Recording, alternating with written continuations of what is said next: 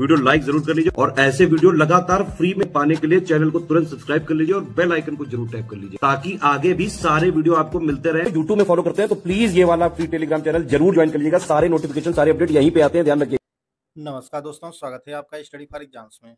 दोस्तों, इस वीडियो में हम लोग उत्तर प्रदेश स्पेशल सामान्य अध्ययन सीरीज का तीसरा वीडियो देखेंगे। 2 वीडियो पहले आ चुका है और उसके लिए प्लेलिस्ट बना दिया गया है। अगर आपने वो वीडियो नहीं देखा है तो प्लेलिस्ट को फॉलो करके देख लीजिएगा। तो आइए वीडियो शुरू करते हैं और देखते हैं आज का पहला प्रश्न। पहला प्रश्न है आपका, सिद्धार्थनगर के संदर्भ में निम्नलिखित कथनों पर विचार करना है। 3 स्टेटमेंट दिया गया है। इस जिले में भारत भारी माता मंदिर स्थित है। और दूसरा स्टेटमेंट है, सुगंधित काला नमक चावल को जीआई टैग प्राप्त है सिद्धार्थनगर को। और पडरौना इस जिले का जो है मुख्यालय है। तो इसमें जो आपका सही आंसर आपको पहचानना है, 4 ऑप्शन दिया गया है। सही इसमें स्टेटमेंट आपका भारत भारी मंदिर जो है, यह भारत भारी माता मंदिर जो है आपका सिद्धार्थनगर में स्थित है। और इस जिले में सुगंधित काला नमक चावल को जो है जीआई टैग प्राप्त है। और सिद्धार्थनगर जिले का जो मुख्यालय है वो नौगढ़ में स्थित है, नौगढ़ में। इसका जो सही आंसर हो जाएगा वह 1, 2 यानी बी ऑप्शन इसका सही आंसर है। बढ़ते हैं अगले क्वेश्चन की तरफ। अगला जो क्वेश्चन है, सोनभद्र जिले के संदर्भ में निम्नलिखित कथनों पर विचार करना है। इसमें 4 स्टेटमेंट दिए गए हैं। यह उत्तर प्रदेश का एकमात्र जिला है जो 4 राज्यों के साथ सीमा साझा करता है। दूसरा स्टेटमेंट है, दुनिया का सबसे पुराना जीवाश्म पार्क सलखन फॉसिल पार्क इसी जिले में स्थित है। अनपरा रिहन ओबरा बिजली संयंत्र इसी जिले में स्थित है।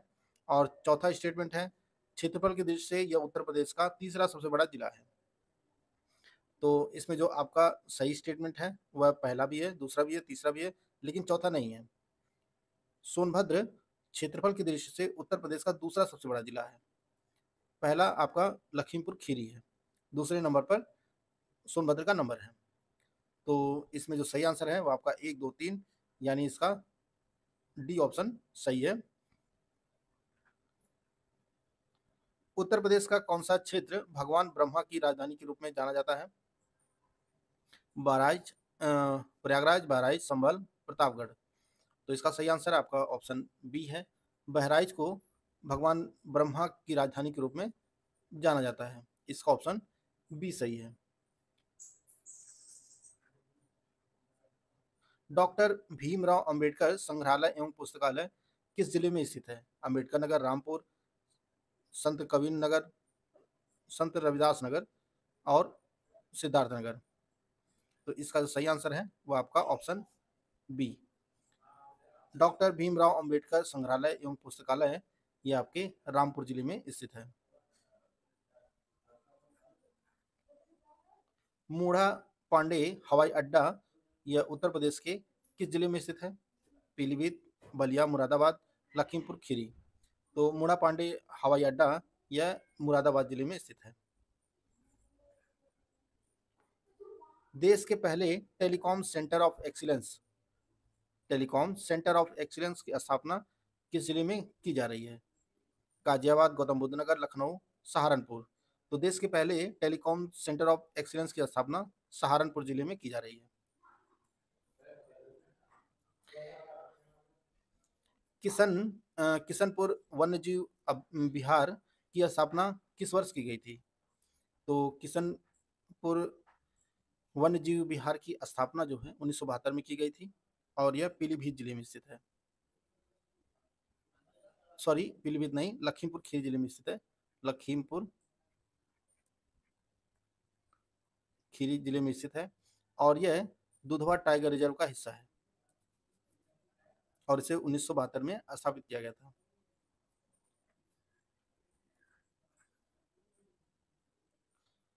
उत्तर प्रदेश के कितने जिले पिछड़ा क्षेत्र अनुदान निधि बीआरजीएफ में शामिल हैं? तो उत्तर प्रदेश के कुल 35 जिले पिछड़ा क्षेत्र अनुदान निधि के में जो है शामिल हैं, 35 जिले। और इस निधि की स्थापना जो है मतलब शुरू किया गया था इस निधि को 2007-8 में, 7-8 में से शुरू किया गया था। 28 अप्रैल 1858 को ब्रिटिश सेना ने इमली पेड़ पर 52 स्वतंत्रता सेनानियों को फांसी दी थी और 52 इमली स्मारक वहीं पर स्थित है। आपको बताना है कि यह 52 इमली स्मारक कहाँ पर स्थित है। तो 52 इमली स्मारक यह फतेहपुर जिले में स्थित है और यहीं पर ब्रिटिश सेना ने एक इमली का पेड़ है वहीं पर जो है 52 स्वतंत्रता सेनानियों को फांसी दी थी और इसकी तुलना जलियांवाला बाग हत्याकांड से की जाती है। इसका ऑप्शन ए सही है। स्टडी फॉर सिविल सर्विसेज का UPPCS mains 2025 GS test series paid batch start हो रहा है और यह बैच दोनों भाषाओं में उपलब्ध है। इसमें model answer, complete answer writing, feedback, personal guidance, mark वाली चेकिंग जैसे रियल एग्जाम में होती है, ये सभी आपको प्रोवाइड किया जाएगा। GS section wise test series GS 1 to 6 का सेक्शन वाइज टेस्ट सीरीज का जो बैच है यह 36 रुपए में है। इस बैच में सभी पेपर जीएस 1 to 6 तक 4 सेक्शन वाइज टेस्ट सीरीज जो है बाइलिंगुअल में दी जाएगी। कुल मिलाकर 24 section wise test series provide की जाएगी आपको। इसमें हर सेक्शन वाइज टेस्ट सीरीज में कुल 5 प्रश्न होंगे। GS 1 to 6 full length test series, इसकी जो फीस रखी गई है वह 6600 है। इस ग्रुप में सभी पेपर जीएस 1 to 6 की 3 full length test series bilingual provide की जाएगी। कुल मिलाकर 18 फुल लेंथ टेस्ट सीरीज दी जाएगी। हर टेस्ट सीरीज में कुल 20 क्वेश्चन रहेंगे जैसा कि ऑफिशियल पेपर में आता है। ऊपर के दोनों ग्रुप लेने पर जो फीस बनती है वह 10,200 है, लेकिन आपको सिर्फ 10,000 पेमेंट करना होगा। आपको 200 रुपये की छूट दी जाएगी दोनों बैच ज्वाइन करने पर। अगर आप ओनली जीएस 5-6 टेस्ट सीरीज लेना चाहते हैं तो इसके लिए जो फीस रखी गई है वह 3600 रुपये है। इस ग्रुप में जीएस 5 और 6 की 4 section wise test series bilingual दी जाएगी। हर टेस्ट में जो है 5 क्वेश्चन होंगे। जीएस 5 जीएस 6 की 3 फुल लेंथ टेस्ट सीरीज होगी, बाइलिंगुअल होगी और हर टेस्ट सीरीज में कुल 20 क्वेश्चन होंगे जैसा कि ऑफिशियल पेपर में आता है। इनमें से आप हमारा कोई भी पेड ग्रुप ज्वाइन करना चाहते हैं तो ये हमारा ऑफिशियल नंबर दिया गया है 8564880530 या 7523864455। इस पर कॉल या व्हाट्सएप करके पेड ग्रुप की जानकारी प्राप्त कर सकते हैं। उत्तर प्रदेश की पहली ग्रीन रोड किस जिले में बनाई जा रही है? तो इस रोड का निर्माण मेरठ जिले में किया जा रहा है और यह रोड 2.15 किलोमीटर लंबा होगा और इसकी जो लागत आएगी वह 40 करोड़ रुपए अनुमान है। 40 करोड़ रुपए अनुमानित है इसकी लागत। इसका ऑप्शन सी सही है। बढ़ते अगले क्वेश्चन की तरफ। अगला क्वेश्चन है, उत्तर प्रदेश का पहला वानिकी विश्वविद्यालय किस जिले में खोला जाएगा जिसके लिए बजट 2025-26 में 50 करोड़ आवंटित किया गया है? तो उत्तर प्रदेश का पहला जो वानिकी विश्वविद्यालय गोरखपुर में स्थापित किया जाएगा और इसे बजट 2025-26 में 50 करोड़ रुपए दिया गया है। निम्नलिखित कथनों पर विचार करना है। 3 स्टेटमेंट दिया गया है। गंगा नदी उत्तर प्रदेश में सर्वप्रथम बिजनौर जिले से प्रवेश करती है और इसका निकास बलिया जिले से होता है। दूसरा स्टेटमेंट है, गंगा नदी जिम कॉर्बेट राष्ट्रीय उद्यान से होकर बहती है। तीसरा स्टेटमेंट है, निचली गंगा नहर का निर्माण 1878 में हुआ था। सही कथन आपको चुनना है। कौन सा कथन सही है? तो इसमें पहला और तीसरा कथन सही है, दूसरा कथन गलत है। जिम कॉर्बेट राष्ट्रीय उद्यान से गंगा नदी नहीं, राम गंगा नदी बहती है, राम गंगा नदी। तो इसका जो है दूसरा स्टेटमेंट गलत है। गंगा नदी उत्तर प्रदेश में सर्वप्रथम बिजनौर जिले से प्रवेश करती है और यह बलिया जिले से उत्तर प्रदेश से बाहर हो जाती है।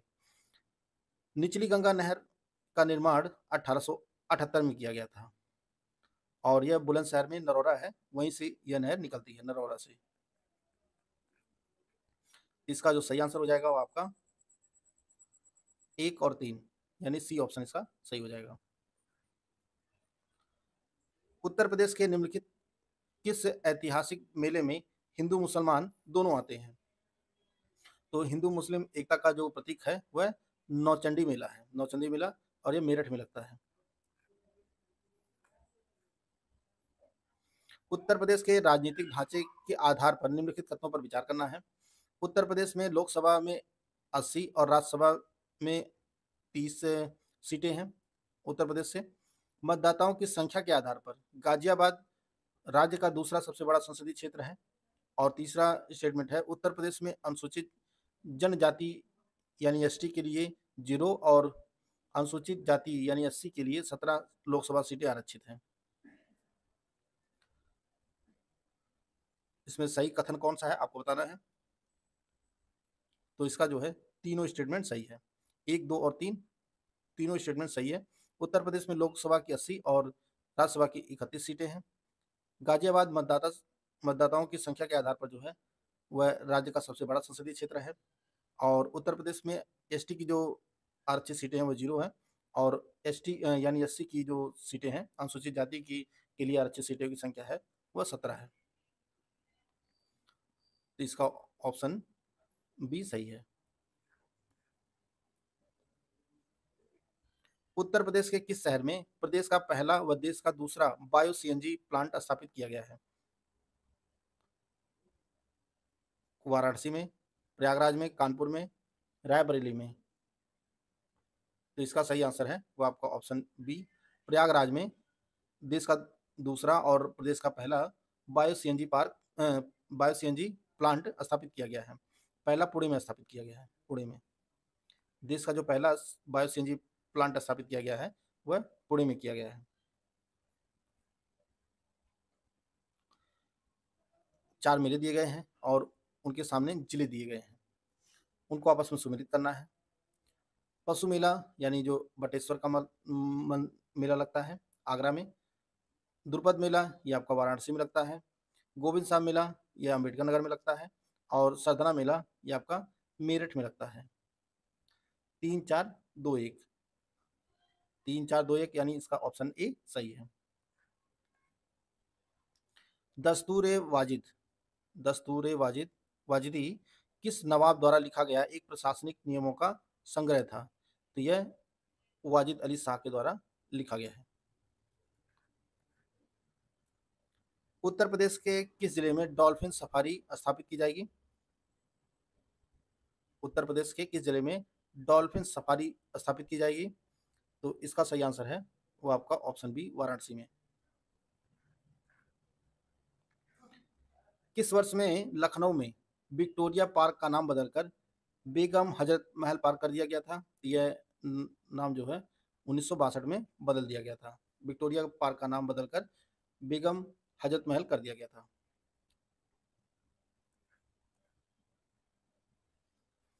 अठारह फरवरी से 2 मार्च तक आयोजित ताज महोत्सव 2025 की थीम क्या थी? तो 2025 की जो थीम है वह है धरोहर, विरासत यानी धरोहर इसकी थीम है। और ताज महोत्सव यह हमेशा ताजमहल के जो पूर्वी गेट है वहीं पर है, शिल्पग्राम बना हुआ है, शिल्पग्राम उसी में यह आयोजित किया जाता है हर साल। तो इसका ऑप्शन सी सही है। तो दोस्तों ये कुछ महत्वपूर्ण उत्तर प्रदेश स्पेशल सामान्य अध्ययन की प्रश्नोत्तरी थी जिसको हम लोग इस वीडियो में कवर कर चुके हैं। वीडियो अगर आपको अच्छा लगे तो लाइक कर सकते हैं, चैनल को सब्सक्राइब कर लीजिए। मिलते हैं नेक्स्ट वीडियो में, तब तक के लिए जय हिंद, जय भारत।